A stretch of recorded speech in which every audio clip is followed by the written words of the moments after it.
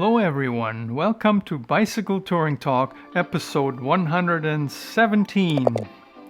I am George Schlacek, reporting about my 2017 bicycle tour across Canada. We're getting close to the end, folks.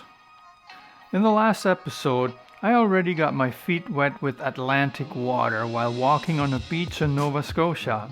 You can't really cycle any further east in Canada unless you get on a ferry first, and that was my plan.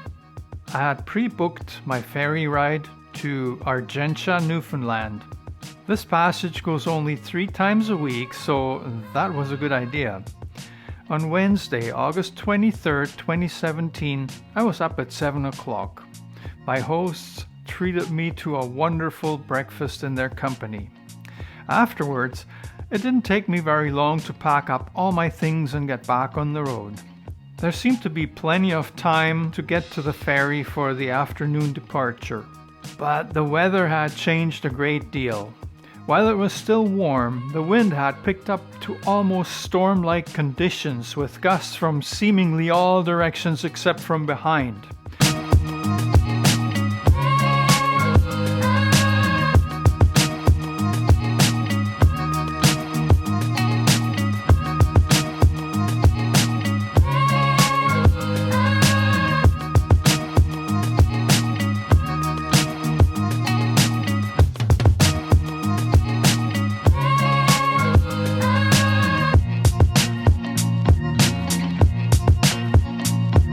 I made my way to Sydney and beyond ever so slowly.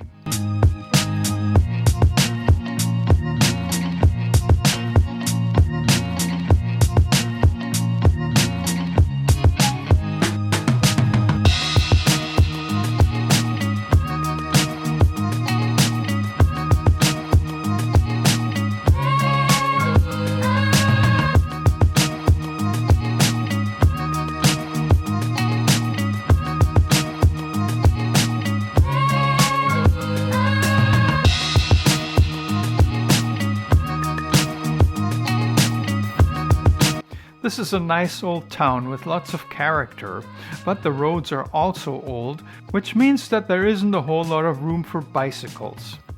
I easily found my way through this time around though.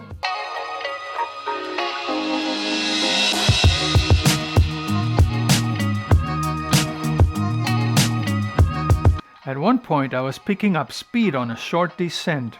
When I tried to shift into high range to maximize the momentum, the derailleur wouldn't move far enough. Was the cable stretched so much that it needed readjustment? Having to make those adjustments on a bike with friction shifters is pretty rare. Sure enough, a brief inspection revealed that the shifter cable was down to a couple of strands and needed to be replaced as soon as possible. I rode the rest of the way to North Sydney in low and mid-range, which was really all I needed in the windy weather anyways.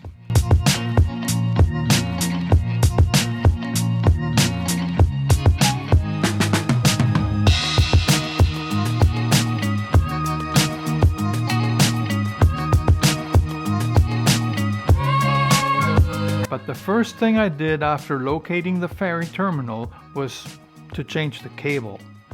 Finally, I knew why I had been carrying a spare for 3 months. As I was just about done, another cyclist rolled up and asked me which was the way to get onto the ferry. I showed him the way to the terminal I had just discovered myself. I was very hungry from the hard ride, and since there was plenty of time, decided on lunch at a nearby pizza restaurant. A fully dressed 12-inch pizza along with a bottomless cup of coffee might not seem like the healthiest choice, but it sure did the trick to replenish my energy. Back at the ferry terminal, several other cyclists were already gathering. I met Lisa, a lady from Vermont, and 2 couples, one with their teenage kids.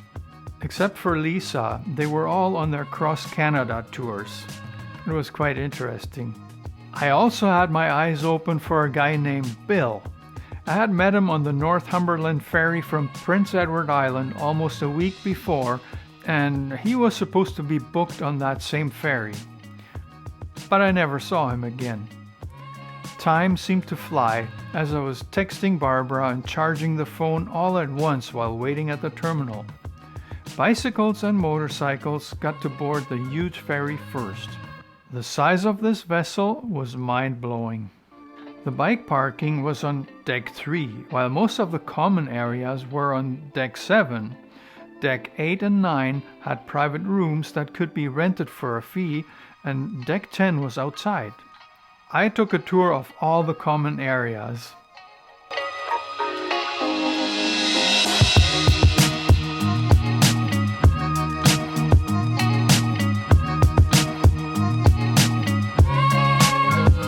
You're just snooping around. Yeah. So you're looking for seating, probably? Uh-huh. Yeah, okay. So if you go down the end of this hallway, Yeah. okay, through a glass door, and then you're going to go through another glass door on your left-hand side. Uh-huh. There's seating down there. Or you can go down this side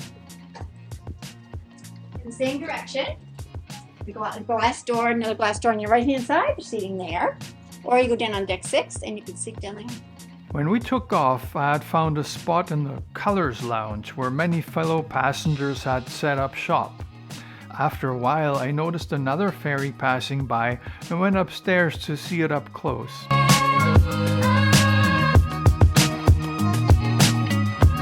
Later, I found the movie lounge and pretty much hung out there until the last movie was over. Yeah, that's it for Nova Scotia. I'm on the ferry to Newfoundland now, 16-hour ferry ride. Longest I've ever been on the boat in my life. And I'm kind of excited.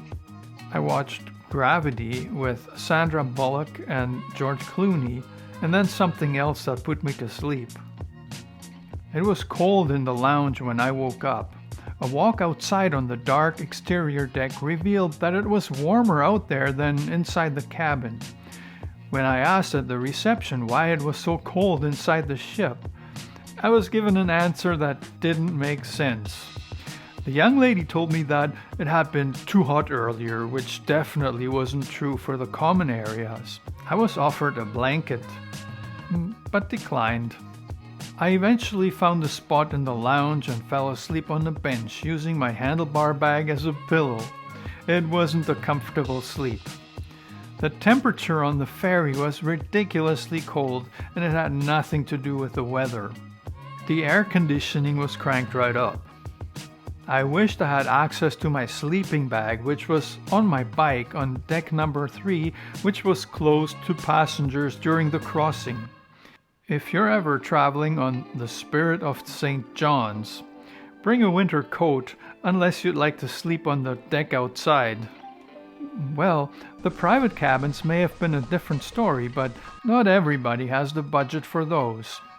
The breakfast buffet on the ship made up for the suffering. There was just about anything anyone would want for breakfast and plenty of it. The price was about $16, definitely worth it. After eating, I just barely had enough time to charge up my phone before we arrived in Newfoundland as scheduled. After getting off the ferry, it was time for me to check my total kilometers. There it is. 9,254. It wasn't very comfortable there due to the strong wind. Several of us cyclists ended up in the same small area just off the landing dock. We were all debating on where to go next. There was a tourist information center just up the hill, about 2 kilometers ahead, and we eventually all passed through there. I took my time to use the Wi-Fi, update my blog, and get a paper map. It was going to be about 40 kilometers to the Trans-Canada Highway and only about 130 to St. John's. No doubt I was nearing the end of my trip. It's hard to describe how I felt about that. On the one hand, I was glad to be returning home to Barbara, and while there was still a bit of summer left in Edmonton. But there's something inside of me that loves being on the road so much that I find it always a bit sad to reach the end of a long tour. Believe it or not, I had those thoughts of leaving my bike with someone in Newfoundland so I could return there the next summer and then cycle home. That's not how it happened. In the next episode, I'll tell you about the last few days of my Cross Canada tour. Don't miss it, and why not give this video a thumbs up? See you soon!